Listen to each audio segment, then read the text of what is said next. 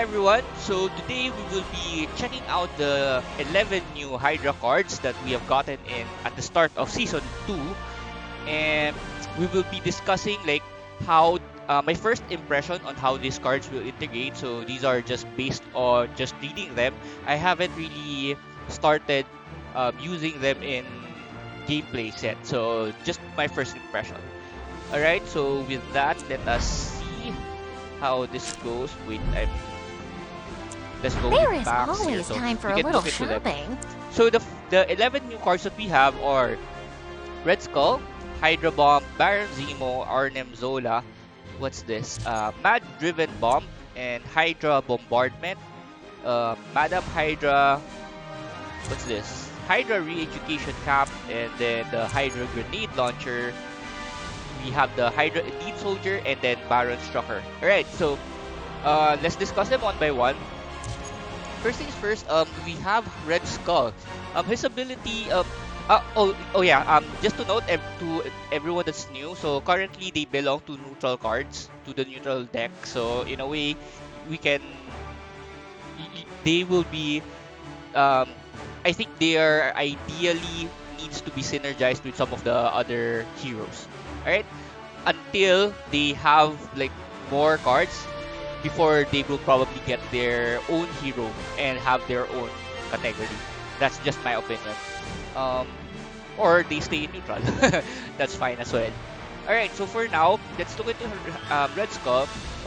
His ability is that Hydra Elite Soldiers, these cards, on the opposing battlefield gets plus 10 power during attack and then targets their friendly characters. So this means that if your opponent has a neutral, they have the Hydra Elite Soldier, this card, and you don't have Red Skull with you, this is still viewed as an opponent. They will still attack you. That's my assumption here. So I haven't tested it out, but that's my assumption. They're still an enemy that you need to defeat. But if you have the Red Skull, they became a friendly ally, and then they help you win the battle, the match, the battle rather. And then let's go to the next card. Just go. So for Hydra Bomb, I think here it says here that it deals 20 damage to a Hydra Elite Soldier and their adjacent characters. So I'm not sure if this will target your units, but I don't think it will. Because if you have Hydra Elite Soldiers as well. So I'm also not sure if how this weapon will work if in case your opponent does not have a Hydra Elite Soldier. So if most likely if they don't, the user or the character equipping this will just do a normal attack. That's just my assumption. And then oh yeah, there's one more thing here. It doesn't say anything like special attack, so I don't know when this will trigger, because normally if special attack, you know that it will only trigger once the equipped character takes its turn, right? So let's see how this goes. It looks pretty strong, and it triggers 3 times, so that's really strong. Most like, and the Hydra Elite Soldiers are what, super weak, so they'll just die. Right? And then we have Baron Zemo, one of the good cards that I've seen here. So as you can see here, last word defeats a random opponent with a cost 3 or lower, cost of 3 or lower, and summon a Hydra Elite Soldier on the opposing battlefield. So this means this kills the rampant 3 cost cards that we hate in the few. Not really hate, but we know a lot of people use. So that's Elektra. She's a 3 cost card. Luke Cage also a 2 cost card. And then some of the, let's say for, what else? Kamala Khan. So these are 3 cost cards. So there are a lot of targets for Baron Zemo. So if the meta continues where people continually uses these cards, Baron Zemo is a good way to defeat them. Though I'm not really sure how this will go in the future. Let's say people have already adapted to this, since keyword here is says random opponent with this random card. So that means that if they have like a lot of decoys in their field, so your chances of getting rid of Electra or Luke Cage might be a little bit slimmer. But um, I still don't know how the 2-star or 4-star of Baron Zemo works. So my assumption is it's gonna be an increase of the cost, not just 3 cost. That's my assumption. So most likely, like the 2-star will be like 4 cost, and then at 4-star it will be 5 cost or lower. So that's my assumption here. Um, and then the next one is Arnim Zola. So when Hydra elite soldiers on the opposing battlefield take damage, deal 5 to a random opponent. So most likely at higher stars, this will increase. I don't know how strong this is right now because um, you are dependent on your opponent having elite soldiers. So this will be dependent on how you are efficient on giving them Hydra elite soldiers. But before you can do that, you need to meet like certain conditions with the Hydra cards that are available right now. So this remains to be seen. It might be good, but not really that much in my opinion as of the moment. For the Mad Driven Bomb, this is for support characters at 6 cost. I feel like this is a double-edged card. Since it's a special action, so this will only trigger when your equipped character is taking its turn. Opponents with a cost of 3 or lower will immediately take action. So if your opponents have like multiple Hydra elite soldiers, they will attack first. So why I said that this is a double-edged sword, if in cases that they have Electra or the other strong 3-cost cards or lower, they will also attack during that turn. Unless you, that's why I said it's a double-edged. It probably depends on the situation if you can turn them into a Hydra elite soldier.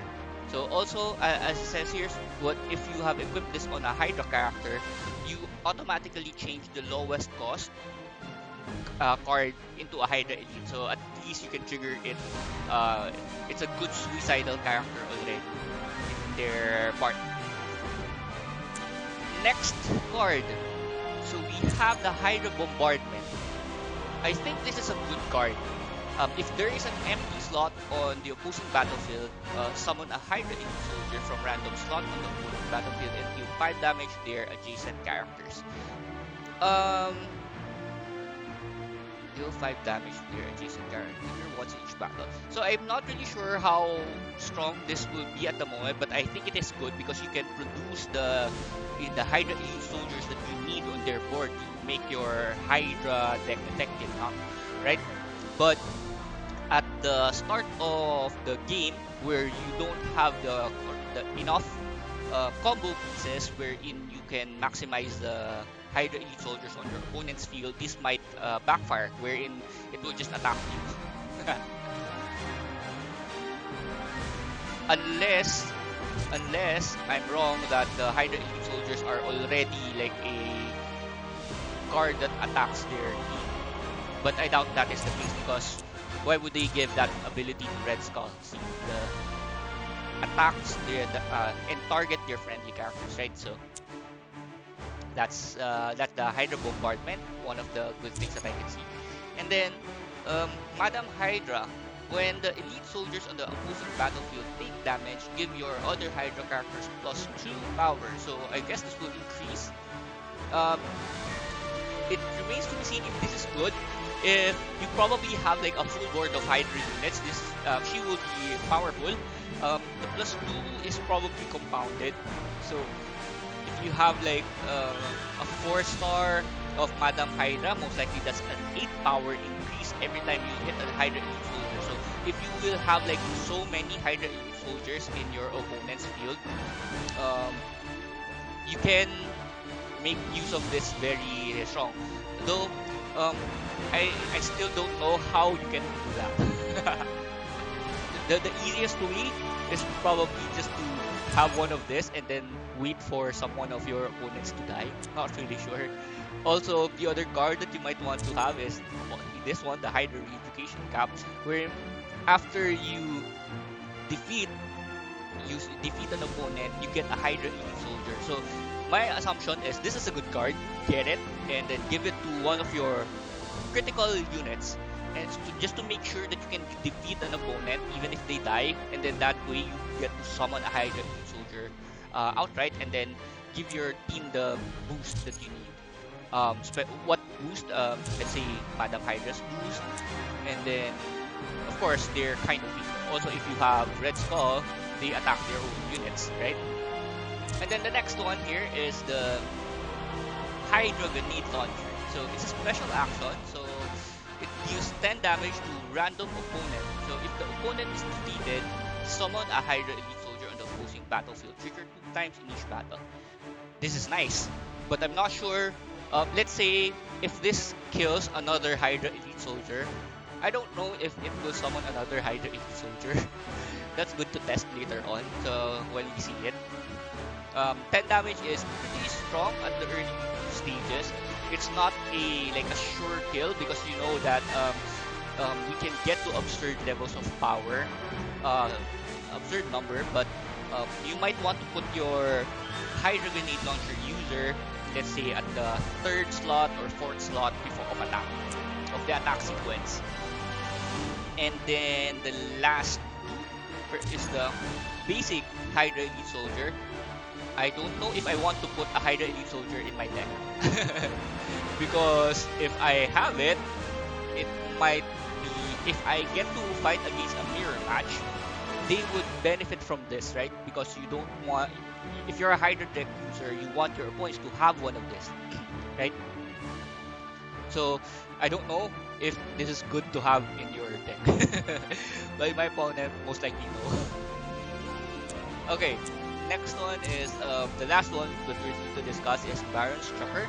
So he has a plus action time, so he attacks multiple times. Most likely at 4-star, he will have plus 4 action. That's 5 attacks. And then his last word is if he dies, he summons a Hydra Elite Soldier on the opposing battlefield, hoping that you need to at least kill one so that they have an empty slot for you to summon the soldier. Right, so that's it for all the new Hydra cards that we have right now. That's just my first impression. I will be testing them out after this, and then I'll probably make a gameplay video and probably a deck idea on how they can work well together with the other cards. So stay tuned for that, and then I will thank you for watching this one, and I'll see you in the next